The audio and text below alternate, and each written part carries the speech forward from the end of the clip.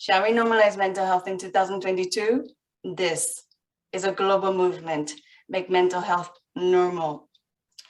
Our honorable guest today is Forbes Riley. She has grossed over $2.5 billion in sales by doing infomercials, and she has just received a doctorate in philosophy and business administrations. Riley has become a familiar face to millions of American viewers for her numerous appearances on infomercials around the world. I'm honored to introduce and interview Forbes. Welcome.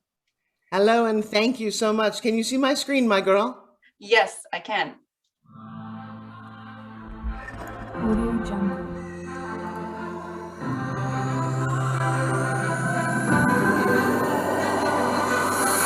Let's give it up for Forbes Riley! The reason you don't have what you want is you don't know what it is. I've grossed $2.5 billion by tweaking people's pitches on infomercials. You hear things differently than I do. I hear money every time somebody talks. I hear enrollment, engagement. Hi, I'm Forbes Riley, and today we've got a great product for you. Take a look at this. She's got me working out of, what are these called? It's called a spin gym. She launched her multi-million-dollar company by mortgaging her house and her kids' education fund. She knew it was going to happen. I think pitch is everything. I don't care what kind of product that you've got. If you don't know how to pitch or articulate it, you will go nowhere. I coach CEOs of Fortune 100 companies who have stood there and told me, Forbes, you pitch my company better than my marketing team. You don't get to sit home and wait for the phone to ring. No, it doesn't really work that way. You write down action steps. You get a mentor. You find someone who's done what you've done, and you ask them how they did it. If you dream it and you hold it to be true, you keep driving towards that. You keep talking about that dream, and actually you keep taking action. And then one day you're like, oh my God, how did I do that? I started out as an actress in Hollywood and a TV host, everything from the X Games to my own talk show. And about 20 years ago, I took the entrepreneurial route. I ended up on Home Shopping. I'm tired of seeing women suffer. I grew up heavy my whole life. My mom was 260 pounds and she was miserable. You want to be yourself. And so I appreciate that you want your family. that would be a little about me. Exceptional, Forbes. Let's go on an adventure. All right, let's do this, my girl. Let's get started. I love that we are talking around the world, that you are in Korea and I'm in Florida in the US, and that we're having this amazing conversation. I love Florida. So warm and expensive.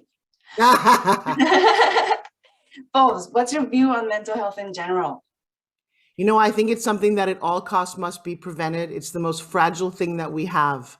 I work with so many people. I do a thing called breakthrough training, and your mental health starts when you're very, very little. And I have a very powerful view based on the first memory you have in life and the decision that you make about that. And so often I'll ask people their first memory, which generally happens around the age of 4 or 5.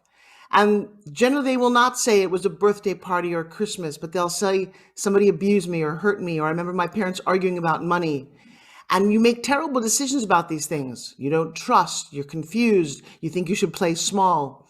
And the problem with making those kind of decisions at 4 or 5 is that you carry that with you your entire life. Now, you'd never let your 4 or 5-year-old drive your car, but you are letting them drive your entire existence. And so I'll ask people why they continue to do this. And it's because we don't seem to have a lot of mental health wellness skill sets.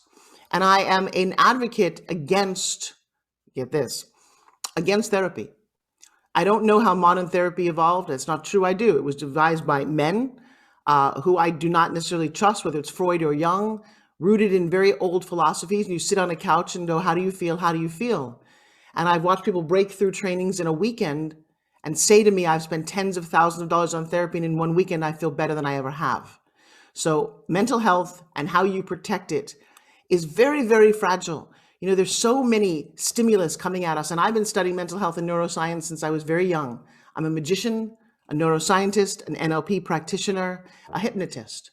And so all the stimuli that come into us every day, what we choose to focus on, erodes at us. I'm terrified for watching little kids who grew up thinking that masks and covering your face is a norm. I have 2 children who graduated high school during COVID, and I'm grateful they stayed home because it kept them out of the typical school environment where they are bombarded with all these stimuli. And because of that, my daughter and I, she's now 19, started a multi-million-dollar coaching business together. My son works with us. He's heading off to college as an A student. And again, I said, I don't think that we even crack the code on why it is so important to protect our own mental health. Absolutely. You know, the altered state reality industry is a $1 trillion business moving forward. and we're talking about hypnotherapy, moving away from the traditional therapy, it's exceptionally valuable into the future. Well, what is one personal story pertaining to mental health which has shaped your life view today? Forbes, could you be a little bit vulnerable with us? Oh, you are so precious, my darling. You know, I'll tell you a story.